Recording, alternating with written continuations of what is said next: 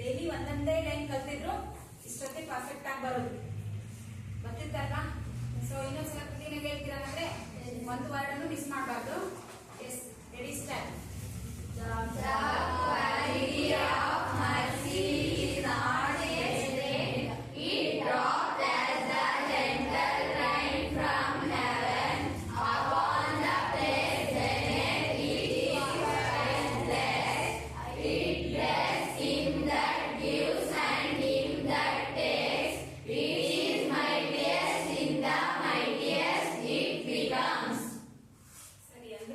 ಬಂದಷ್ಟು voice ಇಲ್ಲಿ ಬರಲ್ಲ, ಅದು ಯಾವಾಗ್ಲೂ ಈ ಕಡೆ ಲೋನೇ ಇರುತ್ತೆ. ಇದು ಹೈ ಆಗ್ಬೇಕಲ್ವಾ. ಈ ಕಡೆ ಸರಿ ಪ್ರವೀಣ್ ಸಕಾಯ್ತಾಗಿ ನಿಮ್ ಬ್ಯಾಗ್ ಕೆಳಗಿರೋ ಕಡೆ ಸರಿ ಪೂರ್ತಿ ಸರಿ ತೇಜಸ್ವಿ ಕಡೆ ಸರಿ ಪೂರ್ತಿ ಸಕ ನೋಡಿ. ಈ ಕಡೆಗೆ ಎಲ್ಲ ಟಿಫನ್ ಮಾಡಿದ್ರಾ? Had your breakfast? What did you eat? ನಾನು ಕೇಳಿದ್ರೆ ಅಷ್ಟೇ ಹೇಳಲ್ಲ. Lakshmi stand up. Had your breakfast? Yes, miss. What did you eat? Chapati. Chapati. Are you prepared or your mother prepared? My ma'am and friend. Yourself. Yes, miss. Is it real? Yes, miss. Good. Sit down. Amulya? Had your breakfast? Yes. What did you eat? Palav. Palav. It's also prepared by you or your mom? Mom. Good. Sit down. Dilip? Had your breakfast? Dosa. Dosa. It's not prepared for you. It's only your mom. Yes, sit down. So stand up. All of you stand up. All of you stand up. Raise your hands like this. Raise your hands straight. Stiff ಆಗಿರಬೇಕು. ಆ ಕಡೆ ಈ ಕಡೆ ವಾಲ್ಬೇಡಿ. Stiff ಆಗಿ. Stiff ಅಂದ್ರೆ ಹಿಂಗೆ. Stiff ಅಂದ್ರೆ ಹಿಂಗಾಗದಾ? Stiff ಅಂದ್ರೆ straight. ಸ್ಟ್ರೈಟ್ ಆಗಿರಿ. ಸ್ಟ್ರೈಟ್ ಅಂದ್ರೆ ಕೈ ಪೂರ್ತಿ ಮೇಲಿರ್ಬೇಕು. Where are you? Which is your classroom? Is it right? Yes. Raise your sit down. All of you had your breakfast. Is it tasty? How much it tasty? Super, huh? So tasty, na? Yes. Now we are going to the lesson. Our first lesson, a hero. So hero na word kelidire answer. Have you heard the name of a word hero? Hero na word kelidira? Almost all. ಬರೀ ಪಾಠ ಇದೆ ಅಂತಲ್ಲ, almost all ಯಾರೇ ಆಗಿರ್ಲಿ they have heard the word a hero. Hero ಅನ್ನೋ word ನ ನೀವೆಲ್ಲರೂ ಕೇಳೇ ಇರ್ತೀರಾ, ಕೇಳಿಲ್ಲ ಅಂತ ಹೇಳಕ್ ಆಗೋದೇ ಇಲ್ಲಲ್ವಾ. So everyone heard. So when you have heard a name of the hero, so which comes in your mind or who comes in your mind? ಈ ಹೀರೋ ಅನ್ನೋ ವರ್ಡ್ ಕೇಳ್ತಿರಲ್ವಾ, ಸೊ ಹೀರೋ ಅನ್ನೋ ವರ್ಡ್ ಕೇಳಿದ್ಮೇಲೆ ನಿಮ್ಮ mind ಅಲ್ಲಿ ಏನು ಬರುತ್ತೆ? ಯಾರು ಬರ್ತಾರೆ? ಯಾರು ಬರಲ್ವಾ? ಯಾರು ಬರ್ತಾರೆ? ಒಬ್ಬೊಬ್ಬರು ಹೇಳಿ ನೋಡೋಣ ಅಂತ ಹೇಳ್ರಿ. Who comes in your mind or what did you imagine? Darshan. ಸಿರನ್. ಮತ್ತೆ ಫಾದರ್. ಎಸ್. ಮತ್ತೆ ಕಿಚ್ಚ ಸುದೀಪ್. ಸಿರನ್. ಮತ್ತೆ ವಿರಾಟ್ ಕೊಹ್ಲಿ. ಎಸ್. ಪ್ರವೀಣ್. ಪುನೀತ್ ರಾಜ್ಕುಮಾರ್. ಸಿರನ್. ಮತ್ತೆ ಯಾರು ನಿಮಗೆ ಹೀರೋ ಅಂದ ತಕ್ಷಣ ಆಗ್ತಾರೆ. ಇಷ್ಟೇನಾ? ನೋಡಿ, ಹಾಗಾದ್ರೆ ಇಲ್ಲಿರುವಂತ ವರ್ಡ್ ಅನ್ನ ನೋಡಿದ ತಕ್ಷಣ ನೀವೇ ನಿಮ್ ಮನಸ್ಸಲ್ಲಿ ಹೀರೋ ಅಂತ ಅನ್ಕೊಂಡು ಈಗ ಹೇಳಿದ್ರಲ್ವಾ, ಆ ಹೀರೋನೇ ಇರಬಹುದಾ? ಇಲ್ಲ. ಯಾಕೆಂದ್ರೆ ನಾವು ಹೀರೋ ಅಂದ ತಕ್ಷಣನೇ ನಮ್ಗೆ ಯಾವ್ದೋ ವರ್ಡ್ ನೆನಪು ಬರ್ಬೋದು, ಅಥವಾ ಯಾವ್ದೋ ವ್ಯಕ್ತಿ ನೆನಪು ಬರ್ಬೋದು, ಅಥವಾ ನಾವು ಯಾರನ್ನ ಬಹಳ ಇಷ್ಟಪಡ್ತೇವೋ ಅವ್ರ ಹೆಸರು ನಮಗೆ ನೆನಪು ಬರ್ಬೋದು. ಬಟ್ ನಿಮ್ಮ ಈ ಫಸ್ಟ್ ಲೆಸನ್ ಅಲ್ಲಿ ಇರುವಂತಹ ಹೀರೋ ನೀವು ಅನ್ಕೊಂಡಂತ ಯಾವ ವ್ಯಕ್ತಿನೂ ಅಲ್ಲ. ಸೊ ಏನು ನೀವು ಥಿಂಕ್ ಮಾಡಿದಿರಲ್ಲ, what you think the hero is like Darshan, Sudeep, or Virat Kohli, or Puneet, or your father, your mother, or whatever it may be. We have to think. Hero means like this anta. ಹೌದಾ? But our hero is not like yours. ನೀವೇನು ಯೋಚನೆ ಮಾಡಿದ್ರಲ್ವಾ, ಆ ಯೋಚನೆ ಮಾಡಿದ ರೀತಿನಲ್ಲಿ ನಮ್ಮ hero ಇಲ್ಲ. ಹಾಗಾದ್ರೆ are you interest who is a hero? ತಿಳ್ಕೊಬೇಕನ್ನ ಆಸೆ ಇದೆಯಾ? ಯಾರಿರಬಹುದು ಅಂತ ಇದೆ ಅಲ್ವಾ? ಸೊ ಹಾಗಾದ್ರೆ ಇಲ್ಲಿ ನಾವು ಹೀರೋ ಅಂತ ಯಾರನ್ನ ಕರಿತೇವೆ, ಯಾರಿಗೆ ಹೀರೋ ಅಂತ ಕರೆದಿದ್ದಾರೆ ಅನ್ನುವಂತ ತಿಳ್ಕೊಳ್ಳೋಂತ ಇಂಟ್ರೆಸ್ಟ್ ನನಗೆ ಅಂಡ್ ನಿಮ್ಗೆ ಎಲ್ರಿಗೂ ಇದೆ. ಹೌದಲ್ವಾ? Isn't it? ಎಸ್. ಹಾಗಾದ್ರೆ ಅದಕ್ಕೆ ಹೋಗೋಕ್ಕಿಂತ ಮುಂಚೆ ಇಲ್ಲಿ ಇದರ ಒಂದು ಬ್ಯಾಕ್ ಗ್ರೌಂಡ್ ಹೇಳೋದಾದ್ರೆ, ಈ ಹೀರೋ ಅನ್ನುವಂತ ಲೆಸನ್ ಅನ್ನ ಬರ್ದಿರುವಂತವ್ರು ಯಾರು? ಆರ್ ಕೆ ನಾರಾಯಣ್ ಇದಾರಲ್ಲ, he was a famous English writer. ಹೌದಾ? Famous English writer. ಅದು ನಮ್ಮ ಭಾರತ ದೇಶದ ಫೇಮಸ್ ಇಂಡಿಯನ್ ರೈಟರ್. ಹಾಗಾದ್ರೆ ಇವರು ಬರೆದಿರುವಂತಹ ಮಾಲ್ಗುಡಿ ಡೇಸ್ ಅನ್ನುವಂತ ಒಂದು ನಾವೆಲ್, ಈ ಮಾಲ್ಗುಡಿ ಡೇಸ್ ಅನ್ನುವಂತ ನಾವೆಲ್ ನ ಒಂದು ಎಕ್ಸ್ಟ್ರಾಕ್ಟ್ ಅನ್ನ ಇಲ್ಲಿ ತಗೊಂಡಿದ್ದಾರೆ. That is a hero. A hero, it is written by R K Narayan. So ಇವರು ಬರೆದಿರುವಂತ ಯಾವ ಸ್ಟೋರಿ ತಗೊಂಡಿದ್ದಾರೆ? ಮಾಲ್ಗುಡಿ ಡೇಸ್ ಅನ್ನುವಂತ ಒಂದು ನಾವೆಲ್. ಆ ಮಾಲ್ಗುಡಿ ಡೇಸ್ ನ ನಾವೆಲ್ ಅಲ್ಲಿ ಬರುವಂತ ಒಂದು ಸ್ಮಾಲ್ ಎಕ್ಸ್ಟ್ರಾಕ್ಟ್ ಅನ್ನ ಅಥವಾ ಒಂದು ಸ್ಮಾಲ್ ಸಬ್ ಸ್ಟೋರಿಯನ್ನ ಇಲ್ಲಿ ನಿಮ್ಗೆ ಇಟ್ಟಿದ್ದಾರೆ. ಹಾಗಾದ್ರೆ ಅಲ್ಲಿ ಬರುವಂತಹ ಹೀರೋ ಯಾರಪ್ಪ ಅಂದ್ರೆ, ಇಲ್ಲಿಯ ಮೇನ್ ಕ್ಯಾರೆಕ್ಟರ್ ಯಾರ್ಯಾರಿದ್ದಾರಪ್ಪ ಅಂದ್ರೆ ಈ ಲೆಸನ್ ಅಲ್ಲಿ ಬರ್ಕೊಳ್ರಿ. ತೆಗಿ, ಟೆಕ್ಸ್ಟ್ ಬುಕ್ ಓಪನ್ ಮಾಡಿದೀರಾ? ಯಾರಾದ್ರೆ ಇಲ್ಲಿ ಕ್ಯಾರೆಕ್ಟರ್ಸ್ ಮೇನ್ ಅಂದ್ರೆ, ಎ ಹೀರೋ ಅನ್ನುವಂತ ಲೆಸನ್ ಅಲ್ಲಿ first character Swami. His father,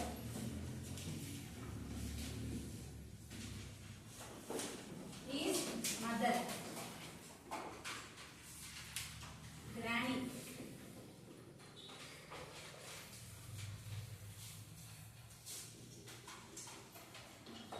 class teacher, police, thief.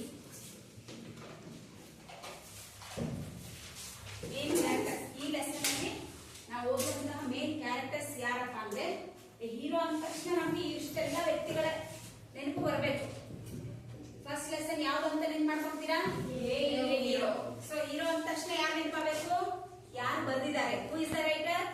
R K Narayan ಬರ್ದಿರುವಂತ ಯಾವ್ದು ಯಾವ ನಾವೆಲ್ ಇಂದ ತಗೊಂಡಿದ್ದಾರೆ? ಮಾಲ್ಗುಡಿ ಡೇಸ್. ಆ ಮಾಲ್ಗುಡಿ ಡೇಸ್ ಇದೆಯಲ್ಲ, ಮಾಲ್ಗುಡಿ ಅನ್ನೋದು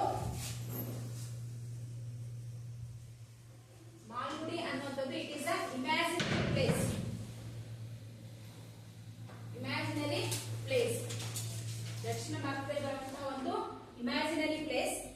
ಈ ಮಾಲ್ಗುಡಿನಲ್ಲಿ ಕಳೆದಂತಹ ದಿನಗಳನ್ನ ಆರ್ ಕೆ ನಾರಾಯಣ್ ಅವರು ಒಂದು ದೊಡ್ಡ ಸೀರಿಯಲ್ ಆಗಿ, ನಾವೆಲ್ಲ ಹೈಸ್ಕೂಲ್ ಇದ್ದಾಗ ಹಿಂದಿ ಸೀರಿಯಲ್ ಬರೋದು, ನಾನು ನಿಮ್ಗೆ ಹೇಳಿದ್ದೆ. ಶಂಕರ್ ನಾಗ್ ಮತ್ತೆ ಮೇನ್ ರೋಲ್ ಅಲ್ಲಿ ಇದರಲ್ಲಿ ಪಾರ್ಟಿಸಿಪೇಟ್ ಮಾಡಿದ್ರೆ, ಇನ್ನೊಬ್ಬ ಮಾಸ್ಟರ್ ಮಂಜು ಅಂತ, ಏನ್ ಈ ಸ್ವಾಮಿ ಕ್ಯಾರೆಕ್ಟರ್ ನೀವು ಓದ್ತಿರಲ್ವಾ, ಈ ಸ್ವಾಮಿ ಕ್ಯಾರೆಕ್ಟರ್ ನ ಮಾಡಿದಂತವ್ರು ಮಾಸ್ಟರ್ ಮಂಜು, ಮತ್ತೆ ಅವ್ರ ಅಪ್ಪನ ಕ್ಯಾರೆಕ್ಟರ್ ಮಾಡಿದಂತವ್ರು ನಮ್ಗೆಲ್ಲ ಗೊತ್ತಿರುವಂತಹ ಶಂಕರ್ ನಾಗ್ ಹೆಸರು ಕೇಳಿದಿರಲ್ವಾ, ಅವರು. ಸೊ ಹಿಂದಿನಲ್ಲಿ ಮಾಲ್ಗುಡಿ ಡೇಸ್ ಅಂತ ಅವಾಗ ಬರೋದು. ಈಗ ನೀವು ಯೂಟ್ಯೂಬ್ ಅಲ್ಲಿ ಅಲ್ಲೆಲ್ಲ ಸರ್ಚ್ ಮಾಡಿದ್ರೆ ಮಾಲ್ಗುಡಿ ಡೇಸ್ ಅಂತ ಸರ್ಚ್ ಮಾಡಿದ್ರೆ ಬರುತ್ತೆ, ನೀವು ಒಂದು ಸ್ಟೋರಿ ನೋಡಬಹುದು. ಅದರಲ್ಲಿ ಬರುವಂತ ಒಂದು ಎಕ್ಸ್ಟ್ರಾಕ್ಟ್ ಅನ್ನ ಇಲ್ಲಿ ಇಟ್ಟಿದ್ದಾರೆ ನಿಮಗೆ. ಹಾಗಾದ್ರೆ ಈ ಹೀರೋ ಅಂದ ತಕ್ಷಣ ಯಾರ್ಯಾರು ನೆನಪಾಗುತ್ತೆ ನಿಮ್ಗೆ? ಇಲ್ಲಿ ಬರುವಂತಹ ಕ್ಯಾರೆಕ್ಟರ್ಸ್ ಯಾರು? First character Swami, next is father ಅಂದ್ರೆ ಸ್ವಾಮಿಯ ತಂದೆ, ಅಂಡ್ ಹಿಸ್ ಮದರ್, ನೆಕ್ಸ್ಟ್ ಅವ್ರ ಅಮ್ಮ, next is granny. Granny means grandmother ಅಂದ್ರೆ ಸ್ವಾಮಿಯ ಅಜ್ಜಿ, ಮತ್ತೆ ಬರ್ತಾರೆ, and police and thief. Thief ಅಂದ್ರೆ ಇರೋ ಕಳ್ಳ. ಸೊ ಇಷ್ಟೆಲ್ಲ ಕ್ಯಾರೆಕ್ಟರ್ಸ್ ನಿಮ್ ತಲೆಲಿದ್ರೆ ಆ ಹೀರೋ ಅಂದ ತಕ್ಷಣ ಪಾಠ ನೀವೇನ್ ನೋಡ್ತಿರಲ್ವಾ, ಅಥವಾ when you are open your textbook open ಮಾಡಿದ ತಕ್ಷಣ ಏನ್ ಕಾಣಿಸುತ್ತೆ ನಿಮ್ಗೆ? ಹೀರೋ ಲೆಸನ್ ಕಾಣಿಸುತ್ತೆ. ಹಾಗಾದ್ರೆ ಆ ಹೀರೋ ಅನ್ನೋದನ್ನ ನೋಡಿದ ತಕ್ಷಣನೇ ಈ ಎಲ್ಲ characters they have to come in front of your eyes, ನಿಮ್ ಕಣ್ ಮುಂದೆ ಬರ್ಬೇಕು. ಹೌದಾ? ಹಾಗಾದ್ರೆ ಈಗ ಯಾರ್ಯಾರಿದ್ದಾರೆ ಕ್ಯಾರೆಕ್ಟರ್ಸ್?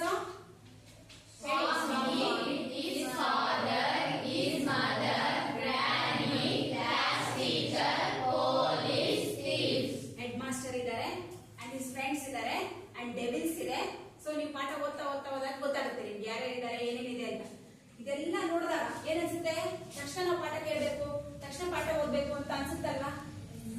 ಇಂಟ್ರೆಸ್ಟ್ ಇದೆ ಅಲ್ವಾ? ಯಾಕಿದ್ರೆ ಇದೆಲ್ಲ ನೋಡಿದಾಗ ಏನಿರ್ಬೋದು ಅಂತ ಇಂಟ್ರೆಸ್ಟ್ ಇರುತ್ತೆ. ಸೊ ಹಾಗಾದ್ರೆ before going to the lesson ನೀವು ಹೊಯ್ಸಳ ಅನ್ನುವಂತ ಹೆಸರು ಕೇಳಿದ್ದೀರಾ, ಹೌದಾ? ಅದ್ರದ್ದೇನಾದ್ರು ಸ್ಟೋರಿ ಗೊತ್ತಾ ನಿಮ್ಗೆ? ಹೊಯ್ಸಳ ಯಾರಿರ್ಬಹುದು, ಯಾಕೆ ಅವನಿಗೆ ಹೊಯ್ಸಳ ಅಂತ ಹೆಸರು ಬಂತು? ಹೊಯ್ಸಳ ಡೈನೆಸ್ಟಿ ಅಂತ ಕೇಳಿದಿರಾ, ಹೌದಾ? ಗೊತ್ತಾ? ಇಲ್ಲ. ನೋಡಿ, ಸ್ಥಳ ಅನ್ನುವಂತ ಒಬ್ಬ ವ್ಯಕ್ತಿ ಹೆಸರೇನೊಂದು ಸ್ಥಳ. ಈತನ ಗುರುಗಳಾದಂತ ಸುದತ್ತಾಚಾರ್ಯ ಒಂದ್ಸಲ ಏನ್ ಮಾಡ್ತಾರೆ, ಎಲ್ಲಾ ಮಕ್ಕಳನ್ನ ಕುಂದಿರಿಸ್ಕೊಂಡು, ನೀವು ಫಿಲಮ್ ಅಲ್ಲಿ ಯಾವ ಫಿಲಮ್ ಅಲ್ಲಿ ಇದೆ ಕಾಡಲ್ಲಿ ಏನ್ ಮಾಡ್ತಿರ್ತಾರೆ, ಆವಾಗೆಲ್ಲ ಗುರುಕುಲ ಪದ್ಧತಿ ಇತ್ತು.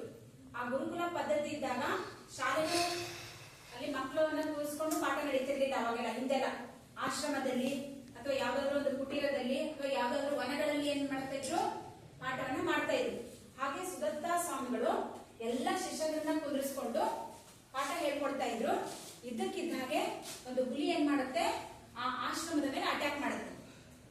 ಆ ಆಶ್ರಮದ ಮೇಲೆ ಅಟ್ಯಾಕ್ ಮಾಡಿದಾಗ ಎಲ್ಲರೂ ಹೆದರ್ಕೊಂಡು ಏನ್ ಮಾಡ್ಬಿಡ್ತಾರೆ, ಬಂದ್ರು ಹುಲಿ ಬಂದ್ರೆ ನೀವೇನೆಲ್ಲ ಇಲ್ಲೇ ಕುತ್ಕೊಂಡಿರ್ತೀರಾ, ಯಾರು ಬಿದ್ರೇನ್, ಯಾರು ಬದುಕಿದ್ರೇನ್, ಯಾರು ಸತ್ರೇನ್, ನಾನ್ ಮೊದಲು ಬದುಕಬೇಕಪ್ಪ ಅಂತ ನೀವೆಲ್ಲ ಏನ್ ಮಾಡ್ತೀರಾ?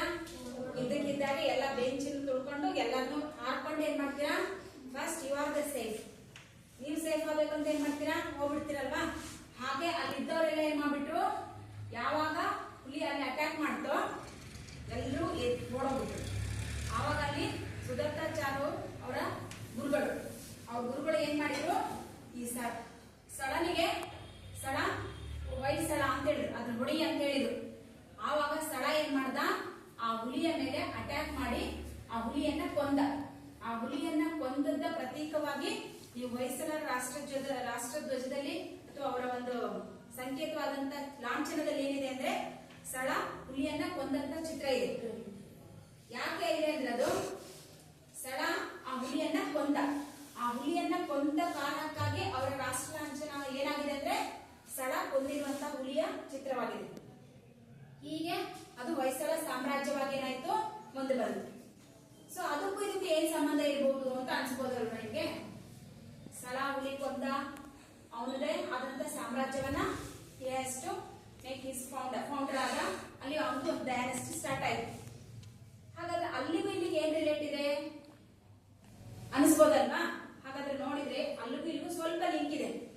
ಇಲ್ಲೂ ಕೂಡ ಲೆಸನ್ ಸ್ಟಾರ್ಟ್ ಆಗೋದೇ ಹೇಗ್ ಸ್ಟಾರ್ಟ್ ಆಗುತ್ತೆ ಅಂದ್ರೆ, ಈ ಆರ್.ಕೆ. ನಾರಾಯಣ ಅವರು ಬಂದಿರುವಂತಹ ಮಾಲ್ಗುಡಿ ಡೇಸ್ ನಲ್ಲಿ ಸ್ವಾಮಿ ಅನ್ನೋ ಹುಡುಗ ಇದ್ದಾನಲ್ಲ, ಅವನು ನೀವ್ ಅನ್ಕೊಂಡಿರೋ ಹಾಗೆ ನಿಮ್ಮ ಏಜ್ ಅನ್ನ ಮೀರಿದಂತ ಹುಡುಗ ಅಲ್ಲ.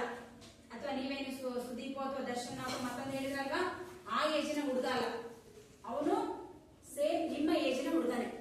ನಿಮಗೆ ಹೇಗೆ ಭಯ, ಆತಂಕ, ಹೆದರಿಕೆ ಇದೆಯಲ್ಲ, ಹಾಗೆ ಭಯ ಆತಂಕದಿಂದ ಕೂಡಿದಂತ ಒಬ್ಬ ಸೆಕೆಂಡರಿ ಬಾಯ್. ಅವನು ಅವ್ರ ಅಪ್ಪ ಇದ್ದಾನ ಮಿಲಿಟರಿ ಮ್ಯಾನ್, ಬಹಳಷ್ಟು ಸ್ಟ್ರಿಕ್ಟ್ ಇಂದ ಮಕ್ಕಳನ್ನ ಬೆಳೆಸಬೇಕು ಅನ್ನುವಂಥದ್ದು ಆತನ ಒಂದು ಗುರಿಯಾಗಿತ್ತು. ಆದ್ರೆ ಮನೆಗೆ ಎಲ್ಲರೂ ಮಕ್ಕಳನ್ನ ಬೆಳೆಸ್ಬೇಕಾದ್ರೆ ಎಲ್ಲರೂ ಒಂದೇ ತರ ಇರಲ್ಲ ನೋಡಿ. ಒಬ್ಬರಂತ ಅಪ್ಪ ಒಂಥರ ಇದ್ರೆ ಅಮ್ಮ ಒಂಥರ ಇರ್ತಾರೆ, ಅಮ್ಮ ಮತ್ತೆ ಅಜ್ಜಿ ಇನ್ನೊಂಥರ ಮುದ್ದು ಮಾಡ್ತಿರ್ತಾರೆ. ಹಾಗೆ ಸ್ವಾಮಿಯ ಅಪ್ಪ he was a very strict man, but his granny means grandma and his mother, ಇವರ ಅಥವಾ ಸ್ವಾಮಿಯ ಅಮ್ಮ ಸ್ವಾಮಿಯನ್ನ ಬಹಳ ಪ್ರೀತಿಯಿಂದ ಸಾಕಿರ್ತಾರೆ. ಇನ್ನು ಸಣ್ಣ ಹುಡುಗ ಮನೆಗೆ ಹೇಳ್ತಿರ್ತಾರೆ ನೋಡಿ, ಚಿಕ್ಕ ಹುಡುಗ ಇನ್ನು ಬಿಡು, ಈಗಲೇ ಏನು ಕೆಲಸ ಮಾಡೋದು ಬೇಡ, ಆಮೇಲೆ ಮಾಡ್ಲಿ ಅಂತ ಸುಮ್ಮ, ಬಟ್ ಬಹಳ ಅಚ್ಚುವಾಗಿ ಬಹಳ ಪ್ರೀತಿಯಿಂದ ಸಾಕಿರ್ತಾರೆ. ಅದು ಯಾರಿಗೆ ಇಷ್ಟ ಇರಲ್ಲ? ಸ್ವಾಮಿಯ ಅಪ್ಪನಿಗೆ he did not like that. ಮಗ ಅಂದ್ರೆ ಬಹಳ ಧೈರ್ಯವಂತವಾಗಿರ್ಬೇಕು, ಶಕ್ತಿಯುತ ಆಗಿರ್ಬೇಕು, ಒಬ್ಬನೇ ಏನ್ ಬಂದ್ರು ಕೂಡ ಫೇಸ್ ಮಾಡ್ಬೇಕು ಅನ್ನೋದಾಗಿರುತ್ತೆ. ಬಟ್ ಇದ್ರ ಆಪೋಸಿಟ್ ಆಗಿ ಅವ್ನು ಬೆಳೆದ್ಬಿಟ್ಟಿದ್ದ. ಹಾಗಾಗಿ ಅವನಿಗೆ ಏನಾದ್ರೂ ಮಾಡಿ ಧೈರ್ಯವನ್ನ ಕಲಿಸ್ಬೇಕು ಅನ್ನೋಂಥದ್ದು ಆತನ ಒಂದು ಉದ್ದೇಶ ಆಗಿತ್ತು. ಅದಕ್ಕೆ ರಿಲೇಟೆಡ್ ಆಗಿ ಅವನು ಒಂದು ದಿನ ಬೆಳಿಗ್ಗೆ ಎದ್ದು ನ್ಯೂಸ್ ಪೇಪರ್ನ ಓದೋಕೆ ಸ್ಟಾರ್ಟ್ ಮಾಡ್ತಾನೆ. ಆ ನ್ಯೂಸ್ ಪೇಪರ್ನ ಓದುವಂತ ಸಂದರ್ಭದಲ್ಲಿ ಇದಕ್ಕೆ ರಿಲೇಟೆಡ್ ಆಗಿರುವಂತ ಒಂದು ಇನ್ಸಿಡೆಂಟ್ ನ್ಯೂಸ್ ಪೇಪರ್ ಬರುತ್ತೆ. ಅದು ಹುಲಿಯನ್ನ ಕೊಂದಂತ ಒಬ್ಬ ಹಳ್ಳಿಯ ಬಾಲಕ ಹೇಗೆ ಹುಲಿಯನ್ನ ಕೊಂದ ಅನ್ನುವಂತಹ ಒಂದು ಘಟನೆ ನ್ಯೂಸ್ ಪೇಪರ್ ಕೊಟ್ಟಿರ್ತಾರೆ. ಅದರ ಸಂಕೇತವಾಗಿ ಈ ಒಂದು ಪಾಠ ಮತ್ತೇನಾಗುತ್ತೆ ಮುಂದುವರಿತಾ ಹೋಗುತ್ತೆ. ಸೊ ಟೆಕ್ಸ್ಟ್ ಬುಕ್ ತಂದಿದ್ದೀರಲ್ವಾ? ಓಪನ್ ಮಾಡಿ, ಟೆಕ್ಸ್ಟ್ ಬುಕ್ ಓಪನ್ ಮಾಡಿದ್ರೆ ಯಾರು ಟೆಕ್ಸ್ಟ್ ಬುಕ್ ತಂದಿಲ್ಲ? ಈ ಟೆಕ್ಸ್ಟ್ ಬುಕ್ ತಗೊಳಕ್ ಬನ್ನಿ, ಗೊತ್ತಾಯ್ತಾ? ಈ ಕಡೆ ಸರಿ ಈ ಕಡೆ. ಈ ಇನ್ನೊಬ್ರಿಗೆ ಡಿಸ್ಟರ್ಬ್ ಮಾಡಬಾರ್ದು. ಕಲ್ತ್ರೆ ಕಲಿಬೇಕು, ಇಲ್ಲದ್ರೆ ಸುಮ್ ಕೂತ್ಕೋಬೇಕು. ಟೆಕ್ಸ್ಟ್ ಬುಕ್ ನೀವೆಲ್ಲ ಬಂದಿರಾ? ನೋಡಿ, ಹಾಗಾದ್ರೆ ಫಸ್ಟ್ ಪೇಜ್ ನಂಬರ್ 2 ನಲ್ಲಿ, ಅದಕ್ಕಿಂತ ಮುಂಚೆ ಪೇಜ್ ನಂಬರ್ 1 ನಲ್ಲಿ ಏನಿದೆ? ಒಂದು ಸ್ಟೋರಿ ಇದೆ, ಪಿಕ್ಚರ್ ಇದೆ, ಕಾಣಿಸ್ತಾ ಇದೆ ಅಲ್ವಾ? ಆ ಪಿಕ್ಚರ್ ನ ನೋಡಿದ ತಕ್ಷಣ ಏನ್ ಅನ್ಸ್ಬೋದು? ಕಾಣಿಸ್ತಾ ಇದೆ ಅಲ್ಲ ನಿಮ್ಗೆ? ಚಿತ್ರ ಕಾಣಿಸ್ತಾ ಇದೆ, ನಿಮ್ಮ ಬುಕ್ಕಲ್ಲೂ ಇದೆ. ಹಾಗಾದ್ರೆ ಅಲ್ಲಿ ಒಬ್ಬ father and sun, they are talking each other. ಇಬ್ರು ಕೂಡ ಏನ್ ಮಾಡ್ತಾ ಇದಾರೆ? ಮಾತಾಡ್ತಾ ಇದಾರೆ. ದೇ ಹ್ಯಾವ್ ಟು ಸಮಥಿಂಗ್, ಏನೋ ಮಾತಾಡ್ತಾ ಇದ್ದಾರೆ. ಹಾಗಾದ್ರೆ ಏನಿರಬಹುದು ಅಂತ ನಾವು ಕೇಳ್ಬೇಕಲ್ವಾ? ನೋಡಿ, read this anecdote narrated by a person, then answer the question given below. So ಅವರಿಬ್ರು ಮಾತಾಡ್ತಾ ಇರುವಂತ ಒಂದು anecdote means ಶಾರ್ಟ್ ಸ್ಟೋರಿ, ಒಂದು ಸಣ್ಣ ಕಥೆಯನ್ನ ಕೊಟ್ಟಿದ್ದಾರೆ. ಆ ಸಣ್ಣ ಕಥೆಯನ್ನ ನೋಡಿದ್ರೆ ನಿಮ್ಗೆ ಮುಂದೆ ಅದಕ್ಕೆ ಬರುವಂತ ಪ್ರಶ್ನೆಗೆ ಆನ್ಸರ್ನ ಮಾಡ್ಬೇಕು.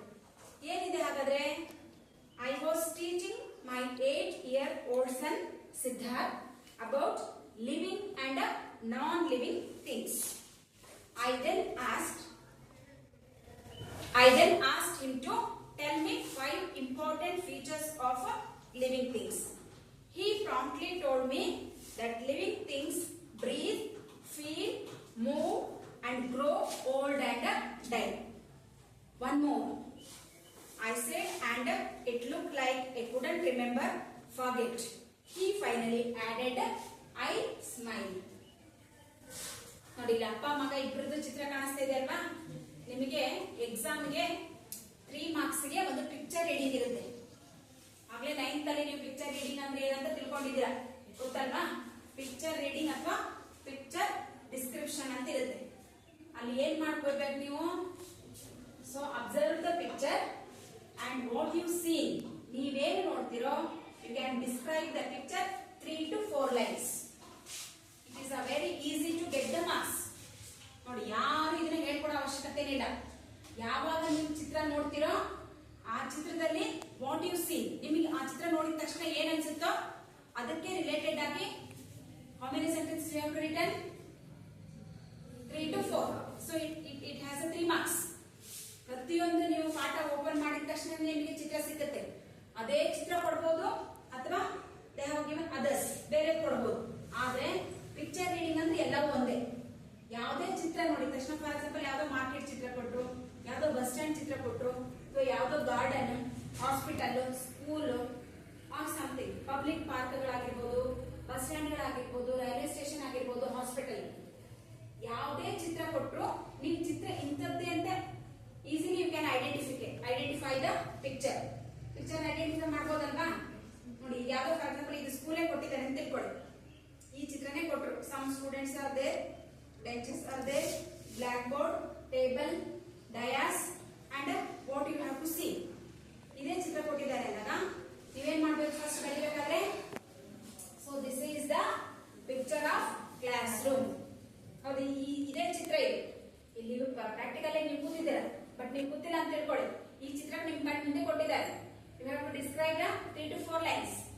ಎಕ್ಸಾಮಿಗೆ ಇದೇ ಚಿತ್ರ ಕೊಟ್ಟಿದ್ದಾರೆ, ನೀವು 4 ಲೈನ್ಸ್ ಬರೀಬೇಕು. ನೋಡಿದ ತಕ್ಷಣ ಏನನ್ಸುತ್ತೆ ನಿಮ್ಗೆ? ಇದು ಚಿತ್ರ ಯಾವ್ದು ಅನ್ಸುತ್ತೆ ನೋಡಿದ ತಕ್ಷಣ? ಎಂತ ಫೂಲ್ಸ್ ಆದ್ರೂ ಇದು ಕ್ಲಾಸ್ ರೂಮ್ ಚಿತ್ರ ಅಂತ ಅನ್ಕೊಂಡು ಐಡೆಂಟಿಫೈ ಮಾಡೇ ಮಾಡ್ತಾರೆ. This is the picture of class room. ಹೌದಾ? ಸೊ ಫಸ್ಟ್ ಸೆಂಟೆನ್ಸ್ ಮುಗಿತು. ದೆನ್ ಏನ್ ಆಡ್ ಮಾಡ್ಬೇಕು ನೀವು? Here there are some students, some girls and some boys. 20 benches or 16 benches. ಎಷ್ಟಿದೆಯೋ ಸೊ ನೀವು ನಿಮ್ಮ ಚಿತ್ರದಲ್ಲಿ ಕಂಡಾಗ ನಿಮ್ಗೆ ಎಷ್ಟು ಕಾಣಿಸುತ್ತೋ ಅಷ್ಟೇ. And there is a table, there is a blackboard, some charts are there in the classroom, bags are there, books are there, and dayas, chair, water bottle or water can. So ಎಷ್ಟು sentence ಆಯ್ತು? You can written 8 to 10 sentence and then you can get easily 3 marks. ಯಾವುದೇ ಚಿತ್ರ ಇದೆ, ಆ ಯಾವುದೇ ಚಿತ್ರ ಕೊಟ್ಟಾಗಲೂ ಕೂಡ first ನೀವು ಆ ಚಿತ್ರ observe ಮಾಡಬೇಕು ಅಂಡ್ ವಾಟ್ ಯು ಸೀ, ನಿಮ್ಗೆ ಏನ್ ಕಾಣ್ತಾ ಇದೆಯೋ ಅದನ್ನ 3 to 4 ಲೈನ್ಸ್ ಅಲ್ಲಿ ಬರೀಬೇಕು. ಅದಕ್ಕೆ ಏನಂತ ಕರಿತೇವೆ ಹಾಗಾದ್ರೆ? Picture reading or picture description. Describe ಮಾಡ್ತಾ ಹೋಗುವಂತದ್ದು. ಸೊ ಇದು ಎಷ್ಟು ಮಾರ್ಕ್ಸ್ ಇದೆ? 3 ಮಾರ್ಕ್ಸ್. ಇದನ್ನೇನಾದ್ರೂ ಬಾಯ್ಟ್ ಮಾಡ್ಬೇಕಾ ನಾವು? ಇದನ್ನೇನಾದ್ರೂ ಎಕ್ಸ್ಟ್ರಾ ಕಲಿಬೇಕಾ? ನೋ, ಎಕ್ಸ್ಟ್ರಾ ಹಿಂದ್ಗಡೆ ಹೋಗಿ ಹಿಂದಕ್ಕೆ ಬನ್ನಿ, ಹಿಂದೆ ಆರಾಮ್ ಕೂತ್ಕೊ. ಇನ್ನೊಬ್ರೆ ಡಿಸ್ಟರ್ಬ್ ಮಾಡಬೇಡ. ಇದು ಕ್ಲಾಸ್ ರೂಮು ಅಲ್ವೇನಪ್ಪ? ಅಟ್ಲೀಸ್ಟ್ ಒಂದು 4 ಅಕ್ಷರ ನಿಮ್ ತಲೆಗೆ ಹೋಗ್ಲಿ. ನಾನು ಏನ್ ಹೇಳ್ತಿದ್ದೇನೆ ಅಂತ ಅರ್ಥ ಆಗ್ತದೆ ನಿಮ್ಗೆ? ಅರ್ಥ ಆಗ್ತಾ ಇದೆಯಾ?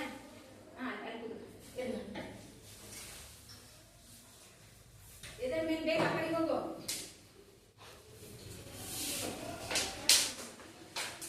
ನಾವು ಏನು ಕಲಿದೇ ಇದ್ರೂ ಪರವಾಗಿಲ್ಲ, ಇನ್ನೊಬ್ಬರಿಗೆ ಡಿಸ್ಟರ್ಬ್ ಮಾಡಬಾರ್ದು. ಇನ್ನೊಬ್ಬರಿಗೆ ತೊಂದರೆ ಕೊಡೋದಿದೆಯಲ್ಲ ಅದು ಮಹಾ ಪಾಪ ಇದೆ. ಆರಾಮ ಕೂತ್ಕ, ಯಾರಿಗೂ ಡಿಸ್ಟರ್ಬ್ ಮಾಡಬೇಡ. ಅಲ್ಲೇ ಬಿಡು, ಆ ಕಡೆಗೆ ಹೋಗ್ಬೇಡ. ನಿನ್ ಕೇಳಕ್ ಇಂಟ್ರೆಸ್ಟ್ ಇದ್ರೆ ಕೇಳು, ಇಲ್ಲಿ ಕೂತ್ಕ. ಅರ್ಥ ಆಯ್ತಾದ್ರೆ? ಸೊ ಪಿಕ್ಚರ್ ರೀಡಿಂಗ್ ಹೌದಲ್ಲ?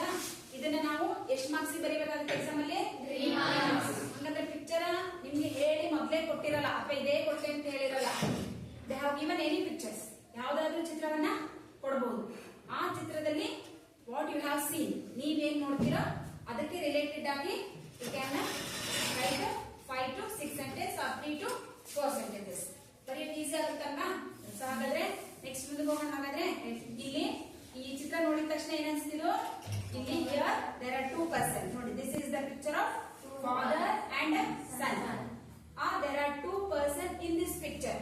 ನೀವು ಆ ಚಿತ್ರ ನೋಡಿದ ತಕ್ಷಣ ಹೇಳ್ಬೋದಲ್ವಾ? ಯಾರಿಗೆ ಬರಲ್ಲ? Here there are 2 persons. One is a father and another one is a son. Father is talking something to his son. ಏನೋ ಮಾತಾಡ್ತಾ ಇದಾರಲ್ವಾ? ಹಾಗಾದ್ರೆ ಏನ್ ಮಾತಾಡ್ತಿರ್ಬೋದು ಅನ್ನೋದಕ್ಕೆ they have to describe. The father is telling or teaching something, the things like living and non-living things. ನಮ್ಗೆಲ್ಲ ಗೊತ್ತಿದೆ ಅಲ್ವಾ? ಇಡೀ ನಮ್ಮ ಸುತ್ತಮುತ್ತಲು there are 2 types of things. One is a living being and another one is a non-living being. ಹೌದಲ್ವಾ? ಗೊತ್ತಿದೆ. Living being ಅಂದ್ರೆ ಯಾವುದು ಬ್ರೀತ್ ಮಾಡುತ್ತೆ, ಯಾವುದು ಟಚ್ ಮಾಡುತ್ತೆ, ಯಾವುದು ಮೂವ್ ಆಗುತ್ತೆ, ಅದಕ್ಕೆ ಯಾವುದಕ್ಕೆ ಜೀವ ಇದೆಯೋ that is called a living being. ಯಾವುದಕ್ಕೆ ಜೀವ ಇಲ್ವೋ, ಯಾವುದು ವಿಚ್ ಕೆನಾಟ್ ಮೂವ್, ಎದ್ದು ಓಡಾಡೋದಿಲ್ವೋ, ಅರುಣ್ ತರ ಅಲ್ಲ, ಇಡೀ ಕ್ಲಾಸ್ ರೂಮ್ ಮೇಲೆ ಓಡಾಡ್ತಾನೆ. ಅವ್ನು ಲಿವಿಂಗ್ ಬೀಯಿಂಗೋ ನಾನ್ ಲಿವಿಂಗ್ ಬೀಯಿಂಗೋ ಗೊತ್ತಿಲ್ಲ. ಬಟ್ ನಾನ್ ಲಿವಿಂಗ್ ಬೀಯಿಂಗ್ ಅಂದ್ರೇನು? They cannot move, they cannot speak, they cannot feel. That is only the thing. So that is called a non-living being. How the living being? Are you living being or non-living being? Living being. The bench? Non-living. Chalk piece? Non-living. Duster? Non-living. Blackboard? Non-living. I? Living.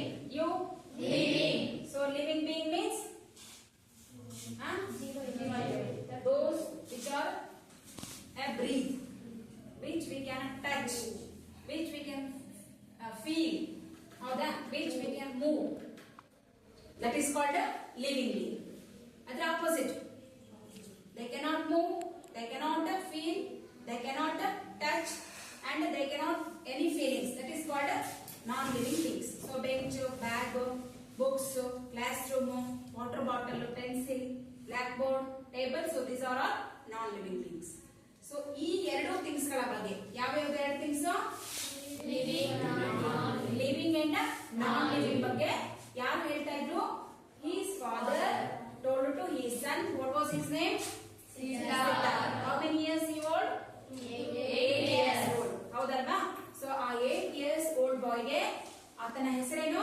Siddharth. He has teaching about the living and non-living things. So ಹೇಳಿ ಆದ್ಮೇಲೆ ನಿಮಗೆ ಎಷ್ಟು ಮಟ್ಟಿಗೆ ಅರ್ಥ ಆಗಿದೆ ಅನ್ನೋದಕ್ಕೆ ನಾವು ಪ್ರಶ್ನೆ ಕೇಳ್ತೇವಲ್ವಾ, ಇದೇನು ಅರ್ಥ ಆಯ್ತು ಹೇಗೆ ಅಂತ ಕೇಳ್ತೇವಲ್ವಾ. ಹಾಗೆ his father told him, asked him to tell the 5 features of living beings. Living beings ನ ಅಥವಾ ಜೀವ ಇರುವಂತಹ ವಸ್ತುಗಳ ಜೀವಿಯ 5 ಫೀಚರ್ಸ್ ಅನ್ನ ಹೇಳು ಅಂತ ಹೇಳ್ದ. ಯಾರಿಗೆ? ಸೊ ಹೌದಾ, ನೋಡಿ ಹೇಳ್ತಾನ ಅವನು. So tell him to important 5 features of the living things. Living things ಗಳ ಬಗ್ಗೆ 5 ಲಕ್ಷಣಗಳನ್ನ ಹೇಳು ಅಂತ ಹೇಳ್ದ. ಸೊ ಸಿದ್ಧಾರ್ಥ್ ಬಹಳ ಪ್ರಾಂಪ್ಟ್ ಆಗಿ ಏನ್ ಹೇಳ್ತಾನೆ, he promptly told me that living things ಏನೇನ್ ಮಾಡುತ್ತೆ? ಬ್ರೀತ್. ಫಸ್ಟ್ ಒನ್ ಏನು ಫೀಚರ್? ಬ್ರೀತ್ ಅಂದ್ರೆ ಯಾವುದು ಉಸಿರಾಟ ಆಡುತ್ತೆ. ಅಂಡ್ ಫೀಲ್ ಅಂದ್ರೆ ಟಚ್ ಮಾಡೋದು, ಅನುಭವ ಆಗೋದು. ಯಾವ ಅನುಭವನ ಆಗಿರ್ಬೋದು, ಖುಷಿ ಆಗಿರ್ಬೋದು, ದುಃಖ ಆಗಿರ್ಬೋದು, ಸಂತೋಷ ಆಗಿರ್ಬೋದು, ನೋವಾಗಿರ್ಬೋದು, ನಲಿವಾಗಿರ್ಬೋದು, ಚಳಿ ಅಥವಾ ಬಿಸಿ, ಯಾವುದರ ಅನುಭವವನ್ನ ನಾವು ಫೀಲ್ ಅಂತ ಹೇಳ್ತೇವೆ. ಫೀಲ್ ಆಗುತ್ತೆ. ಅಂಡ್ ಮೂವ್, ಅದು ಒಂದ್ ಕಡೆಯಿಂದ ಒಂದ್ ಕಡೆಗೆ ಏನಾಗುತ್ತೆ? ಚಲಿಸುತ್ತೆ. ಅಂಡ್ ಗ್ರೋ, ದೊಡ್ಡದಾಗುತ್ತೆ. ಅಂಡ್ ಓಲ್ಡ್, ಹಳೆಯದಾಗುತ್ತೆ, ಮೀನ್ಸ್ ಏಜ್ ಆಗ್ತಾ ಹೋಗುತ್ತೆ. ಅಂಡ್ ಒಂದು ದಿನ ಏನಾಗುತ್ತೆ? ಸತ್ತು ಹೋಗುತ್ತೆ. ಹೌದಾ? ಸೊ ಈ ಎಲ್ಲ ಲಕ್ಷಣಗಳು ಯಾವ್ದ್ರದ್ದು ಹೇಳಿದವನು? ಹೌದು ತಾನೆ? ಸೊ ಇಷ್ಟೆಲ್ಲ ಆದ್ಮೇಲೆ 5 ಹೇಳನ್ನ ಅವನಿಗೆ ಇಷ್ಟ ಹೇಳ್ತಾ ಇದ್ದೆ. ಇನ್ನೊಂದ್ಸಪತ್ತಿಗೆ ಏನಾಯ್ತು? ಓ ಇನ್ನೊಂದಿದೆ ಅನ್ಸ್ತು. ಅದಕ್ಕೆ ಏನ್ ಹೇಳ್ತಾನೆ? 1 more. ತಕ್ಷಣ ಇದಕ್ಕಿದ್ದಾಗ ಏನ್ ಮಾಡ್ದ? 1 more ಇನ್ನೊಂದಿದೆ ಅಪ್ಪ ಅಂತ ಹೇಳ್ದ. ಇವ್ರಿಗೂ ಯಾವ್ದಂತ ಗೊತ್ತಿಲ್ಲ. ಅವ್ರ ಅಪ್ಪನಿಗೆ ಏನ್ ಹೇಳ್ದ? 1 more. I said and looked like I couldn't remember. ನೆನ್ಪಿಲ್ದಂಗೆ ಯೋಚನೆ ಮಾಡ್ದ. ಅವಾಗ ಹೇಳ್ದ forget. So another thing ಯಾವುದು? Forget. Because every man has always told I forget. ಹೌದು ಹೇಳ್ತೀರಲ್ವ ನೀವು? ಇದು ಮನುಷ್ಯನಲ್ಲಿರುವಂತ ಅತ್ಯಂತ ಎಲ್ಲರಲ್ಲೂ ಇರುವಂತ ಒಂದೇ ಒಂದು ಗುಣ ಅಂದ್ರೆ ಆಲ್ವೇಸ್ I forget it. ಮರ್ತ್ಬಿಟ್ಟೆ. ಯಾಕೆ ಹೋಮ್ವರ್ಕ್ ಮಾಡ್ಕೊಂಡ್ರೆ ಬರ್ಲಿಲ್ಲ? ಮರ್ತ್ಬಿಟ್ಟೆ. ಯಾಕೆ ಓದ್ಲಿಲ್ಲ? ಮರ್ತ್ಬಿಟ್ಟೆ. ಯಾಕೆ ಮಾಡ್ಲಿಲ್ಲ? ಮರ್ತ್ಬಿಟ್ಟೆ. ಹಾಗಾದ್ರೆ ಲಿವಿಂಗ್ ಬೀಯಿಂಗ್ ನ ಅತ್ಯಂತ ಇಂಪಾರ್ಟೆಂಟ್ ಫೀಚರ್ ಯಾವ್ದು ಅಂತ ಹೇಳ್ದ? Forget. That's why always we have to say forget. ಹಾಗಾದ್ರೆ ಎಲ್ಲರೂ ನೀವು forget ಅಂತ ಹೇಳ್ತಾ ಹೋದ್ರೆ how you like come to your life? ಮುಂದೆ ಬರಕ್ಕಾಗುತ್ತಾ? ಅದಕ್ಕೆ forget ಅನ್ನೋದು ವರ್ಷಕ್ಕೆ ಒಂದ್ಸಲ 2 ಸಲ ಇರ್ಬೇಕು. ದಿನಾನು ಅದೇ ಇರಬಾರ್ದು. ದಿನಾನು ಅದೇ ಇದ್ರೇನಾಗುತ್ತೆ? Always you have to forget everything. ನೀವು ಅನ್ನೋದನ್ನೇ ಮರ್ತು ಬಿಡ್ತೀರ. ಯಾಕೆ ಮರೆಯೋದು ಅನ್ನೋದು ಕೂಡ ಲಿವಿಂಗ್ ಬೀಯಿಂಗ್ ನ ಒಂದು ಫೀಚರ್ ತಾನೆ. ಹಾಗಾದ್ರೆ ನೀನ್ ದಿಲೀಪ್ನ ಅಂದ್ರೆ ಅಲ್ಲ, ನಾನು ದಿಲೀಪ್ ಅಲ್ಲ. ನೀನ್ ಪ್ರವೀಣ ಅಂದ್ರೆ ನೋ. ನಾವೇ ಮರ್ತು ಬಿಟ್ರೆ how can you come forward? ಮುಂದೆ ಬರಕ್ಕಾಗತ್ತಾ? ಇಲ್ಲ. ಸೊ ಹಾಗಾಗಿ ಈ ಫರ್ಗೆಟ್ ಅನ್ನೋ ವರ್ಡ್ ಎಷ್ಟು ದಿನ ಇರಬೇಕು? once or twice in a year, not a day. ಒಂದ್ಸಲ 2 ಸಲ ಇರ್ಬೇಕು. ಹೌದಾ? ದಿನ ಅದೇ ಆಗ್ಬಾರ್ದು. ಹಾಗಾಗಿ ಹೌದಲ್ವಾ? ಎಸ್ ಆಯ್ತು, ಅದು ಒಪ್ಪಿಗೆ ಆಯ್ತು. ಅದಕ್ಕೆ ಅವನು ಐ ಸ್ಮೈಲ್. ನೋಡಿ, ಆ ಕ್ಷಣದಲ್ಲಿ ಅವನು ಹೇಳಿದಂತ ಆ ಮಾತು ನಿಜವಾಗ್ಲೂ ದಟ್ ಈಸ್ ವಿಟ್. ಅವ್ನ ನಾಲೆಜ್ ಅನ್ನ ತೋರಿಸ್ತಾ ಇದೆ. ಹಾಗಾಗಿ ಅವರಪ್ಪ ಏನ್ ಮಾಡ್ದ? ಈ ಸ್ಮೈಲ್. ಹೌದಲ್ವಾ ಅಂತ ನಕ್ಕ. ಹಾಗಾದ್ರೆ ನೆಕ್ಸ್ಟ್ ನೋಡಿ, ಈಗ ನೆಕ್ಸ್ಟ್ ಮತ್ತೊಂದು ಚಿತ್ರ ಇದೆ. ಪೇಜ್ ಟರ್ನ್ ಮಾಡಿರಲ್ವಾ? ಆ ಪೇಜ್ ಅಲ್ಲಿ ಕೂಡ how many persons you have to see? 2 persons. ಏನ್ ಮಾಡ್ತಾ ಇದ್ದಾರೆ ಅವರಿಬ್ರು? What are they doing? ಅಲ್ಲೂ ಕೂಡ who are they? One is the father and another one is the son. His son. ಹೌದಾ? What was the father doing? Newspaper reading. He was reading the newspaper. And what his son was doing? Listening. He was listening. ಹೌದಾ? Are you listening my words? Yes, miss. Really? Yes, miss. ನನ್ನ words ನಿಮ್ಗೆಲ್ಲ ಕೇಳಿಸ್ತಾ ಇದೆಯಾ?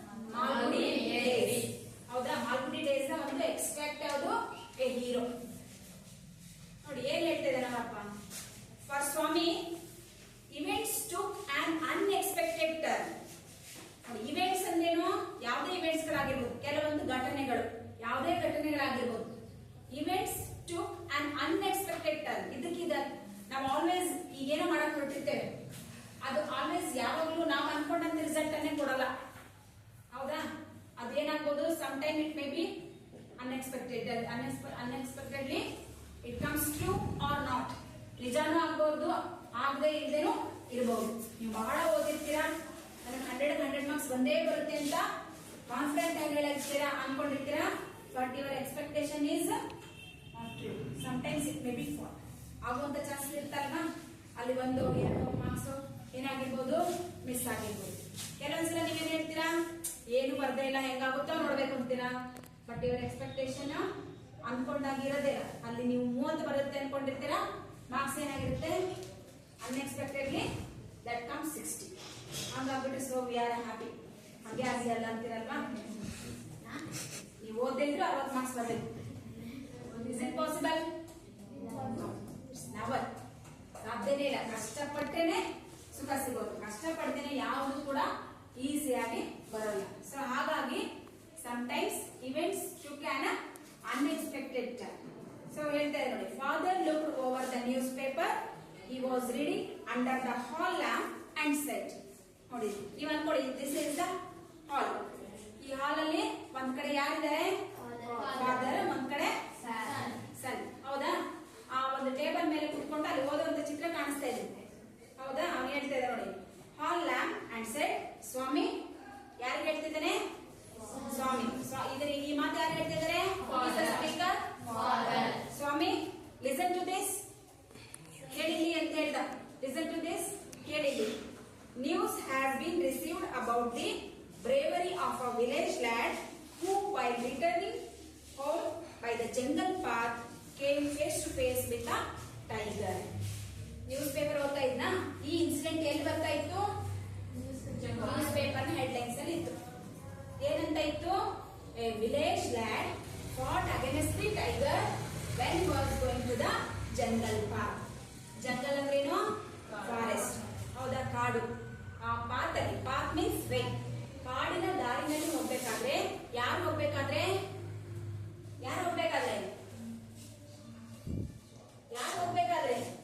Village land, ಸ್ವಾಮಿ ಅಲ್ಲ. ಅಲ್ಲಿ village land, land ಅಂದ್ರೇನು ಬರ್ಕೊಳ್ಳಿ. Land means ಬಾಯ್. ಯಾವ ಹುಡುಗ? ಹಳ್ಳಿಯ ಹುಡುಗ. ಎಲ್ಲಿ ಹೋಗ್ತಾ ಇದ್ದ? ಕಾಡಲ್ಲಿ, ಹೌದಲ್ಲ? ಸೊ ಕಾಡಲ್ಲಿ ಹೋಗ್ತಾ ಇದ್ದ. He met a tiger face to face. ಈ ಕಡೆಯಿಂದ ದಿಲೀಪ್ ಹೋಗ್ತಾ ಇದ್ದ, ಆ ಕಡೆಯಿಂದ ಏನ್ ಬಂತು? Tiger. Was he shocked? Shocked ಆದ್ನಾ? He was get ready to fight with the tiger. ಬಾ ಹೆಂಗ್ ಬರ್ತೀಯ ನೋಡೋಣ ಅಂತ. Because he was very courageous person, no? So ಹಾಗಾಗಿ a village lad ಅಲ್ಲಿ ಏನು ಹೋಗ್ತಾ ಇದ್ದ? ಜಂಗಲ್ ಪಾತಲ್ಲಿ ಹೋಗ್ತಾ ಇದ್ದ. He met a tiger face to face, ಅಂದ್ರೆ ಮುಖಾಮುಖಿ ಭೇಟಿಯಾದ. ಧೈರ್ಯ ತಂದ್ಕೊಂಡು ಏನ್ ಮಾಡ್ದ? ಆ ಟೈಗರ್ ಜೊತೆ ಫೈಟ್ ಮಾಡ್ದ. ಫೈಟ್ ಮಾಡಿ ಹೆದರ್ಕೊಂಡು ಏನ್ ಮಾಡ್ದ? ಈ ಕ್ಲೈಂಬ್ ದ ಟ್ರೀ. ನೋಡಿ next came face to face with tiger. ಮುಖಾಮುಖಿಯಾಗಿ ಆ ಫೇಸ್ ಏನ್ ಮಾಡ್ದ? ಟೈಗರ್ ನ ಅಟ್ಯಾಕ್ ಮಾಡ್ದ. The paragraph described the fight the boy had with the tiger and his fighter. The tiger there were he stayed off a day till some people came that way and killed the tiger. ನೋಡಿ ಹಾಗಾದ್ರೆ fight ಮಾಡಿ ಏನ್ ಮಾಡ್ದ? ಆ tiger ನ ಪೂರ್ತಿ ಕೊಲ್ಲಕ್ಕಾಗ್ಲಿಲ್ಲ, ಹೆದರ್ಕೊಂಡು ಏನು ಅಂತ ಹತ್ತಿದ? ಈ ಕ್ಲೈಂಬ್ ದ ಟ್ರೀ, ಮರ ಏರಿದ. ಸೊ ಆಫ್ಟರ್ ದಟ್ ಯಾವಾಗ ಮರ ಇಳಿದು? Of a day some people came to that way and they have to kill the tiger. He has to fell. ಕೆಳಗಡೆ ಬಂದ. ಅಲ್ಲಿವರೆಗೂ ಅರ್ಧ ಗಂಟೆ ಎಲ್ಲಿದ್ದವನು? ಮರದ ಮೇಲೆ ಬಂದಿದ್ದ.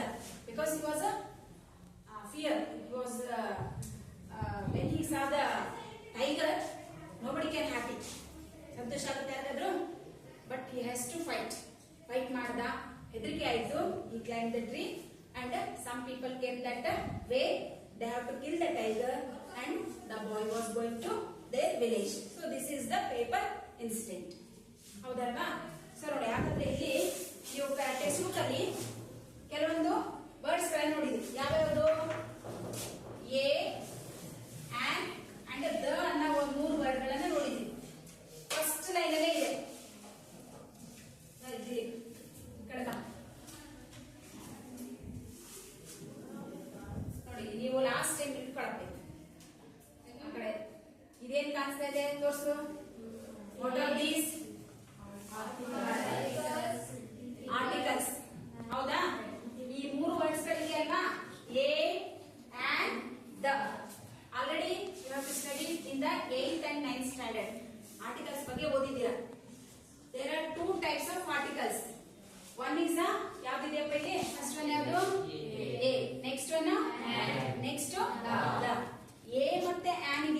They are the indefinite articles.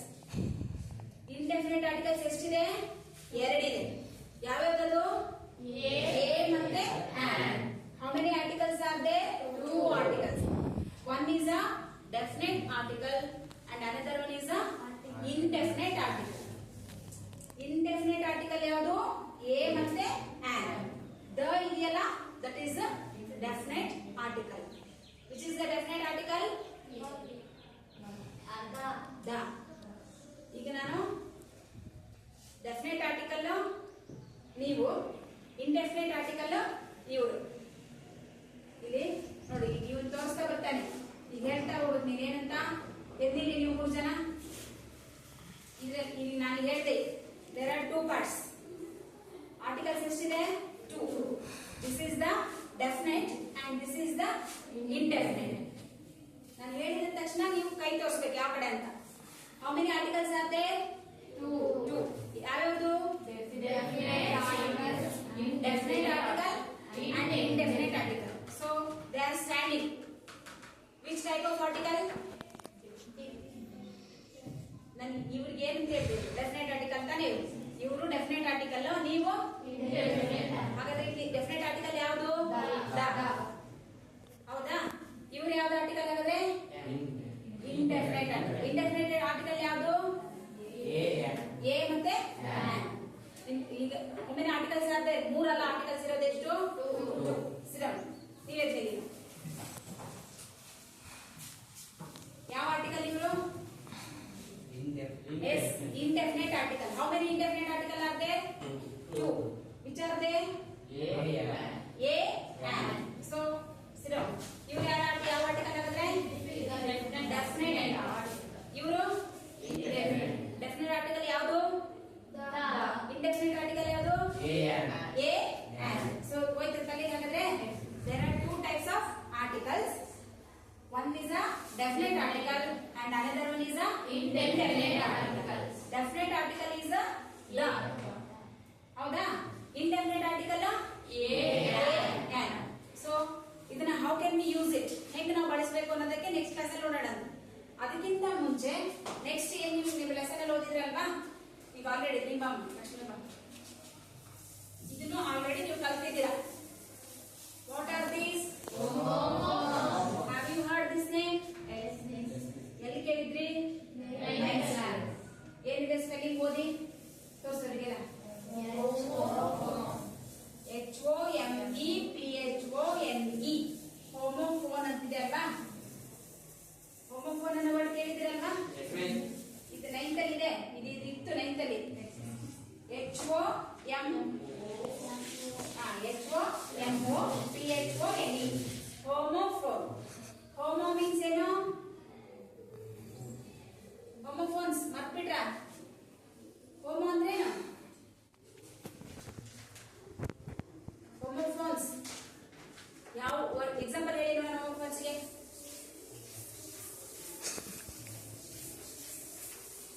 ಹೋದ ವರ್ಷ ಅವನೇ ಗೊತ್ತು ಮತ್ತಲ್ಲ ಸಾವ ಹೇಳ್ತಾರಪ್ಪ. Homo means same. ವಾಯ್ಸ್ ಏನಿರ್ಬೇಕು? ಸೇಮ್ ಇರಬೇಕು. ಹೌದಾ? ಮೀನಿಂಗ್ ಚೇಂಜ್ ಇರಬೇಕು. ಅವುಗಳಿಗೆ ಏನಂತ ಕರಿತೇವೆ? ಹೋಮೋಫೋನ್ ಅಂತ ಕರಿತೇವೆ. ಹೌದಲ್ವಾ? ಸರಿ. ಹೋಮೋಫೋನ್ಸ್ ಫಾರ್ ಎಕ್ಸಾಂಪಲ್ ಓದ್ರಲ್ಲಿದೆ ನೋಡಿ, ಬುಕ್ಕಲ್ಲಿ ಇದೆ. ಇಲ್ಲಿ ನ್ಯೂ ಅನ್ನೋ ವರ್ಡ್ ಇದೆ. ಇದಾಗಿದೆಯಾ ನೋಡಿ? NEW KNEW new. ಹೌದಾ? NEW ನ್ಯೂ ಅಂದ್ರೆ I bought a new dress. New ಹೊಸದು. Knew. I knew her address. ಅವಳ ಅಡ್ರೆಸ್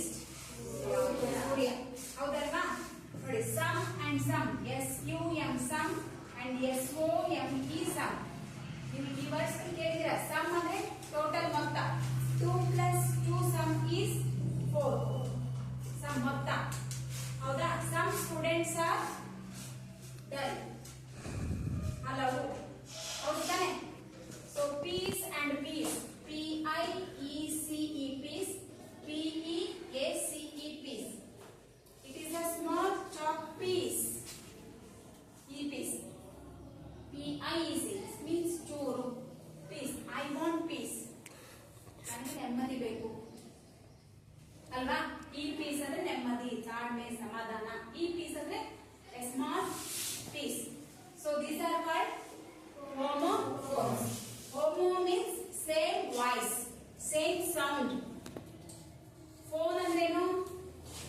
ಫೋನ್ ಅಲ್ಲಿ ನೀವೇನ್ ಕೇಳ್ತೀರಾ ವಾಯ್ಸ್ ಹೌದಾ ಸೌಂಡ್ ಸೇಮ್ ಇದ್ದು but different meaning and different spelling ನೋಡಿ ಇವೆಲ್ಲ ಈಗ ನೋಡಿದ್ರಲ್ವಾ ಸ್ಪೆಲ್ಲಿಂಗ್ ಒಂದೇ ಇದೆಯಾ ಮೀನಿಂಗ್ ಒಂದೇ ಇದೆಯಾ ಆದ್ರೆ ವಾಯ್ಸ್ ಸೌಂಡ್ ಏನಾಗಿದೆ ಒಂದೇ ಇದು ಹೇಳಿ ಒಂದೇ ಸಲ ಹೇಳಿ ಹೇಳಿ ಎಲ್ಲರೂ ಏನ್ ಸೇಮ್ ಇದೆ ಸ್ಪೆಲ್ಲಿಂಗ್ ಸೇಮ್ ಇದೆಯಾ ಇದು ಹೇಳಿ ಸೌಂಡ್ ಸೇಮ್ ಇದೆಯಲ್ವಾ ಸ್ಪೆಲ್ಲಿಂಗ್ ಸೇಮ್ ಇದೆಯಾ ಮೀನಿಂಗ್ ಸೇಮ್ ಇದೆಯಾ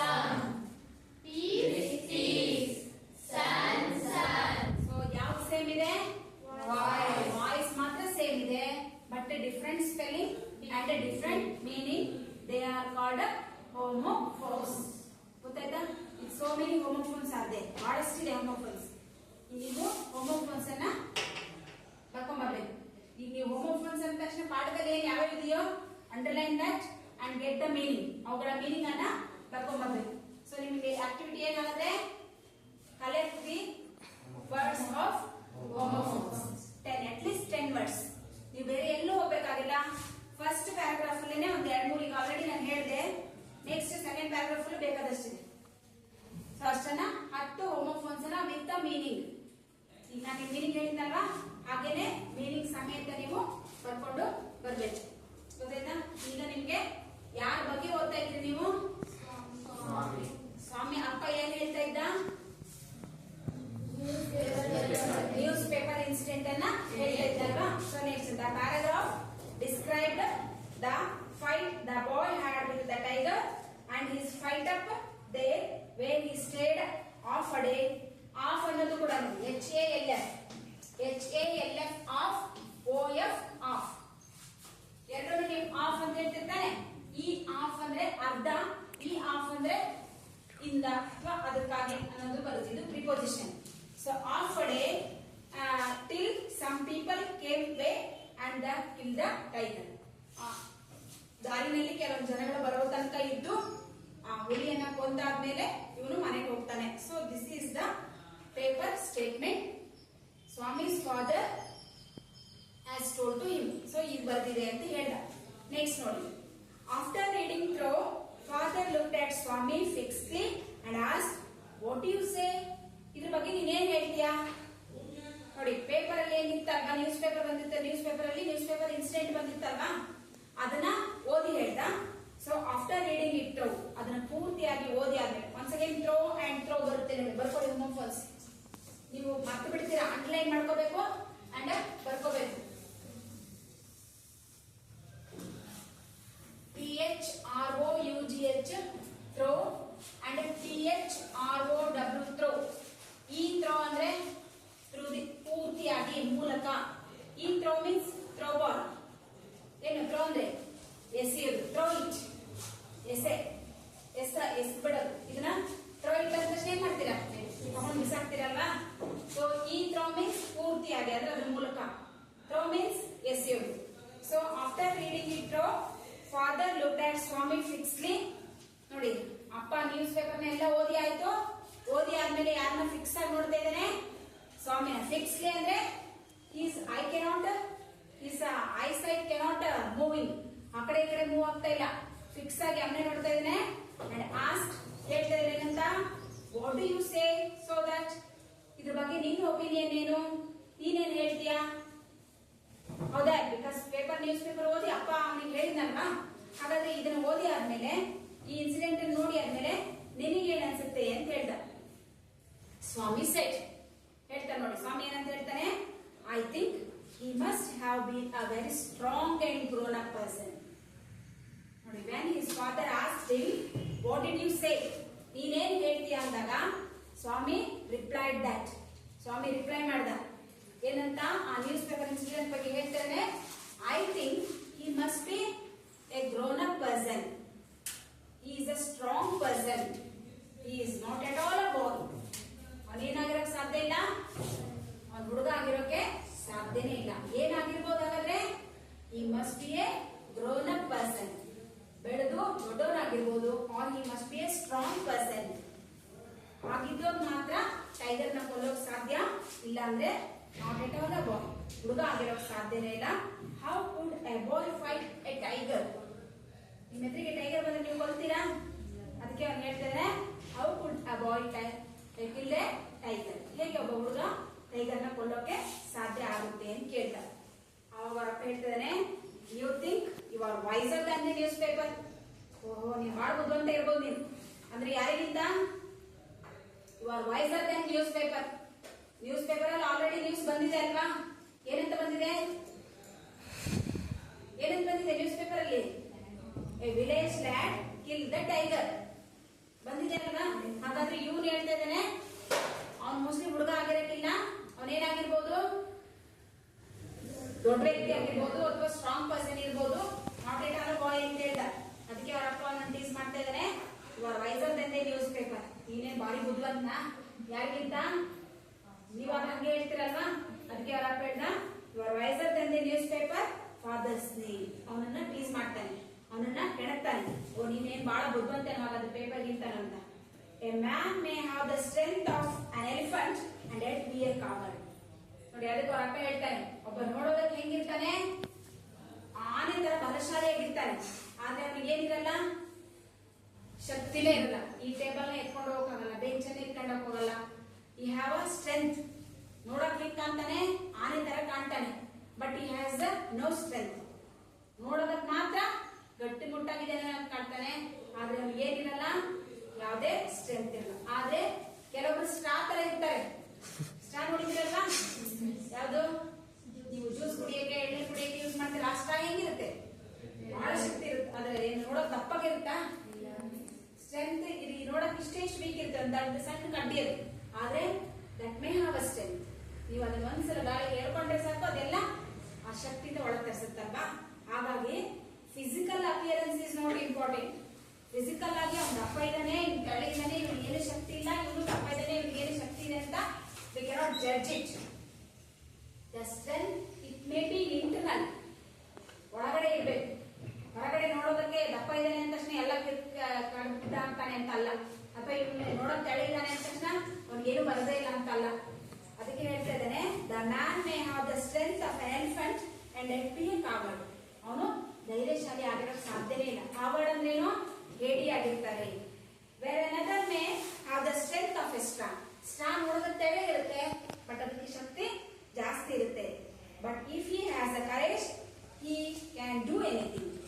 ಆದ್ರೆ ಅದೆಲ್ಲ ಇಂಪಾರ್ಟೆಂಟ್. ನೋಡಕ್ ಹೆಂಗ್ ಕಾಣಿಸ್ತಾನೆ ಅನ್ನೋದು ಇಂಪಾರ್ಟೆಂಟ್ ಅಲ್ಲ. If he has a courage, ನಿಜವಾಗ್ಲೂ ಧೈರ್ಯ ಅನ್ನೋದಿದ್ರೆ, ನಿಜವಾಗ್ಲೂ ನಮ್ಗೆ ಬ್ರೇವರಿ ಅನ್ನೋದೇ ಇದ್ರೆ, ಹಿ ಕ್ಯಾನ್ ಡೂ ಎನಿಥಿಂಗ್. ಏನ್ ಬೇಕಿದ್ರು ಮಾಡಬಹುದು. According to his father, which is important? ಏನ್ ಇಂಪಾರ್ಟೆಂಟ್ ಅಂತ ಹೇಳ್ತಾನೆ?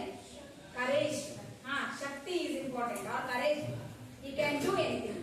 ಶಕ್ತಿ ಇತ್ತಂದ್ರೆ he can do anything, but courage is everything. ಎಲ್ಲದಕ್ಕೂ ಏನ್ ಬೇಕು? ಕರೇಜ್ ಬೇಕು, ಧೈರ್ಯ ಬೇಕು, ಬ್ರೇವರಿ ಬೇಕು. And strength and age are not important. ಅವನಿಗೆ ಬಹಳ 30 ವರ್ಷ ಆಗಿದೆ, 20 ವರ್ಷ ಆಗಿದೆ ಅಂತ ಹೇಳಿ ಅವನೆಲ್ಲ ಕೆಲಸ ಮಾಡ್ತಾನೆ ಅನ್ನೋದು ಸುಳ್ಳು. ನಾವು ಕೆಲಸ ಮಾಡ್ಬೇಕನ್ನೋದಾದ್ರೆ ಏನ್ ಬೇಕು? ಬರೀ ಏಜ್ ಇದ್ರೆ ಸಾಲದು. ನೋಡಿ, ಅಪ್ಪನ ಪ್ರಕಾರ age and strength is not important. ಅಪ್ಪನ ಪ್ರಕಾರ ಯಾವ್ದು ಇಂಪಾರ್ಟೆಂಟ್? Courage is important. ಸ್ವಾಮಿಯ ಪ್ರಕಾರ age and courage is important. ಏನೇನು ಇಂಪಾರ್ಟೆಂಟ್ ಅಂತ ಗೊತ್ತಾಯ್ತಲ್ವಾ?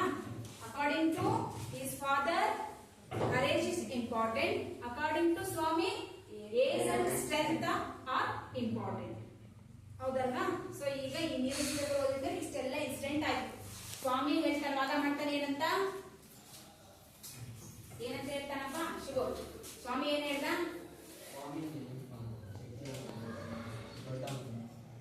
ಅವನ ಪ್ರಕಾರ ಏನ್ ಇಂಪಾರ್ಟೆಂಟ್? ಶಕ್ತಿ ಇಂಪಾರ್ಟೆಂಟ್. ಅವ್ರ ಅಪ್ಪನ ಪ್ರಕಾರ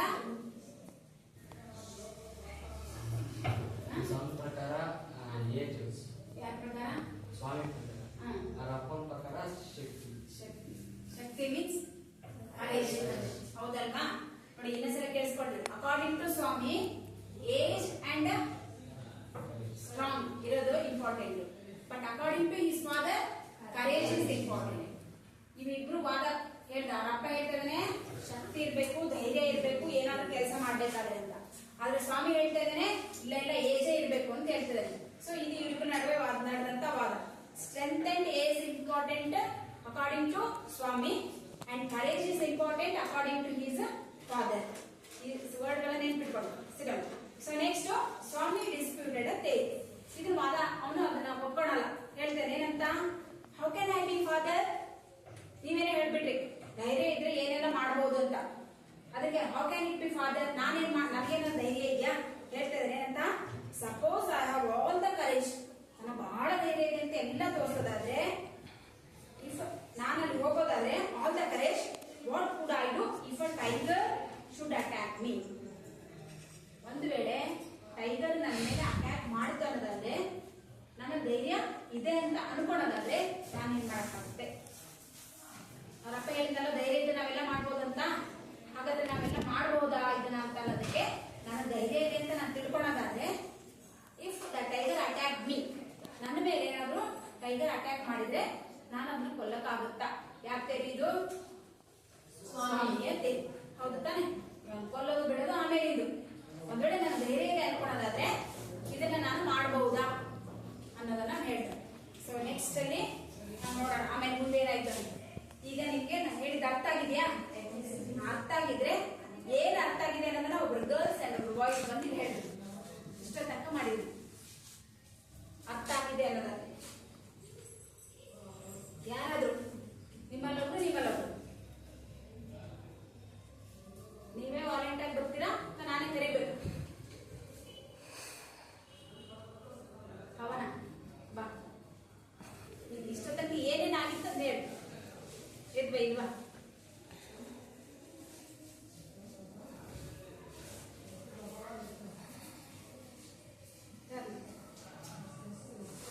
ನಾನು ನೋಡ್ಬೇಡ ಅಂತ ಹೇಳಿ ನಿಮ್ಗೆ ಏನ್ ಅರ್ಥ ಆಗಿದೆಯೋ ಅದು ಹೇಳಿ.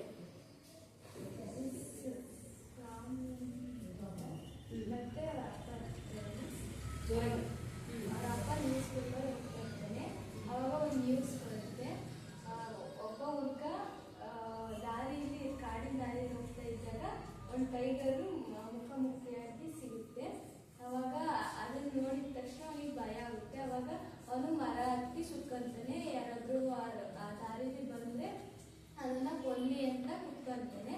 ಆಮೇಲೆ ಆ ದಾರಿಯಲ್ಲಿ ಹೋಗ್ತಾ ಬರ್ತಾ ಇದ್ದವರು ಆ ಟೈಗರ್ನ ಕೊಲ್ತಾರೆ.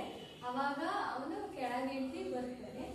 ಆಮೇಲೆ ಅವ್ರ ಅಪ್ಪ ಹೇಳ್ತಾನೆ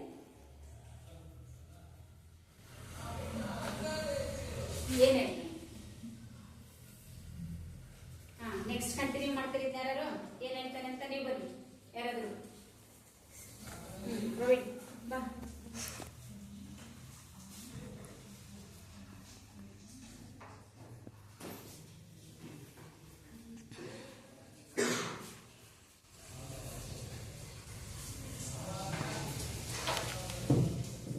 ಸ್ವಾಮಿ ಹುಡುಗ ಅವನು ಬರ್ತಾನೆ ಮೀನ್ಸ್ ಆ ಕಡೆಯಿಂದ. ಅವನಿಗೆ ಹೆದರಿಕೆ ಆಗುತ್ತೆ. ಅವಾಗ ಅವನು ಮರದ ಮೇಲೆ ಕೂರ್ತಾನೆ. ಬಂದೋಡಿ ಸ್ವಾಮಿ ಅಲ್ಲ, ಯಾವ್ದೋ ಹುಡುಗ. ಈ ಇನ್ಸಿಡೆಂಟ್ ಹೇಳ್ತಾ ಇರೋದು ಯಾರಿಗೆ? ಸ್ವಾಮಿ. ಅವನು ಆ ಹುಡುಗ ಮರದ ಮೇಲೆ ಹತ್ಕೊಂತಾನೆ. ಅವನು ಮಧ್ಯಾಹ್ನ ತನಕ ಅಲ್ಲೇ ಇರ್ತಾನೆ ಮರದ ಮೇಲೆ. ಆಮೇಲೆ ಬರ್ತಾನೆ ಮೀನ್ಸ್ ಅವ್ರ ಅಪ್ಪ ಈ ತನಕ ಹೇಳ್ತಾನೆ ಟೈಗರ್ ಬಂದಿತ್ತು ಅಂತ ಹೇಳ್ತಾನೆ.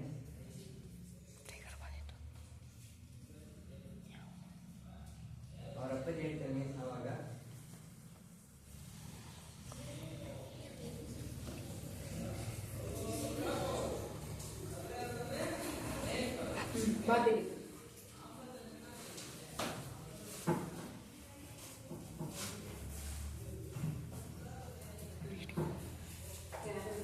ಏನೇನೇ ನಿನ್ನ ತಿಳ್ಕೊಂಡೆ?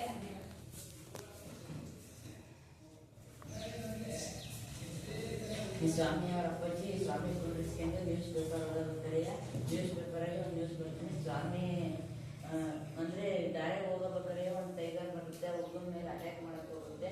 ಅವಾಗ ಹುಡುಗ ಅಟ್ಯಾಕ್ ಮಾಡಕ್ಕೆ ಟೈಗರ್ನ ಸಾಯಿಸಿ ಮರ ಕೂರ್ತಾನೆ. ಎರಡು ದಾರಿ ಹೋಗಬೇಕಾರೆ ಜೊತೆಗೆ ಎರಡು ಸಾಯಿಸಿ ಮನೆಗೆ ಹೋಗೋಣ ಅಂತ ಕೂತಿರ್ತಾನೆ. ಅವಾಗ ಸ್ವಾಮಿಯವರ ಫಾದರು ಸ್ವಾಮಿ ಹೇಳ್ತಿರ್ತಾರೆ. ಅವಾಗ ಸ್ವಾಮಿಯವರ ಅಪ್ಪಾಜಿ ಅದು